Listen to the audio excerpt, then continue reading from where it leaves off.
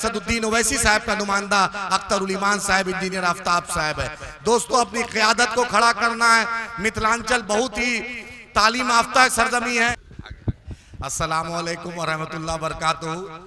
दोस्तों, आपके बीच सदर मजलिस बैरिस्टर असदुद्दीन ओवैसी साहब हैं।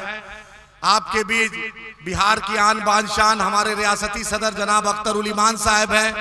हम लोग के नामपल्ली हमारे एमएलए माजिद साहब है, मुंबई से चलकर आए वारिस पठान साहब है, मुर्शिद साहब और जलाल साहब जो हमारे जिला अध्यक्ष, और शफकत साहब, वकार साहब, उनकी पूरी टीम का हम शुक्रिया अदा करते हैं। राशिद भाई का शुक्रिया अदा करते हैं कि 4 दिन से लगातार बारिश भी हो रही थी, आपने इतनी मेहनत की।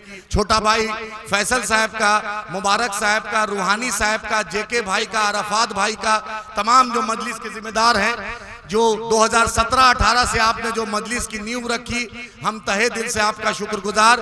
क्योंकि याद है मुझे, जब आरपीएफ कांस्टेबल चेतन शर्मा ने बिस्पी में असगर भाई को गोली मारा तो सबसे पहले दरभंगा और मधुबनी की टीम उनके घर गई, कोई दूसरा नहीं गया। सबसे पहले उस घर में उस जाने वाले का नाम मजलिस इत्तेहादुल मुस्लिमीन है। आपके बगल में पुपड़ी में हाफिज साद साहब को गुड़गांव में शहीद किया गया, सबसे पहले उनके जनाजा को कंधा देने वाले का नाम इंजीनियर आफ्ताब साहब, अख्तर उल ईमान साहब, मजलिस इत्तेहादुल मुस्लिमीन है। 2020 में जब CA-NRC हुआ, आप ही के अलीनगर का हंजला को शहीद कर दिया गया, सबसे पहले उसके घर जाने वाले का नाम बैरिस्टर असदुद्दीन ओवैसी साहब का नुमाइंदा अख्तर उल ईमान साहब, इंजीनियर आफ्ताब साहब है।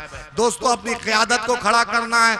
मिथिलांचल बहुत ही तालीम याफ्ता सरजमी है। बड़ी तादाद में नौजवान मजलिस इत्तेहादुल मुस्लिमीन बैरिस्टर असदुद्दीन ओवैसी साहब, अख्तर उल ईमान साहब के चाहने वाले हैं। हम चाहते हैं कि आप अपनी क़यादत को मजबूत कीजिए। आपके लिए जिस तरीके से बैरिस्टर असदुद्दीन ओवैसी साहब, जिस तरीके से बिहार में अख्तर उल ईमान साहब लड़ाई लड़ रहे हैं, इस लड़ाई को मजबूत कीजिए, क्योंकि वक्त की किल्लत है। हम यही चाहते हैं, अपने लीडर को आप सुनिए, अपनी क़यादत को मजबूत कीजिए। बैरिस्टर असदुद्दीन ओवैसी साहब के हाथों को, अख्तर उल ईमान साहब के हाथों को मजबूत कीजिए। बहुत बहुत शुक्रिया।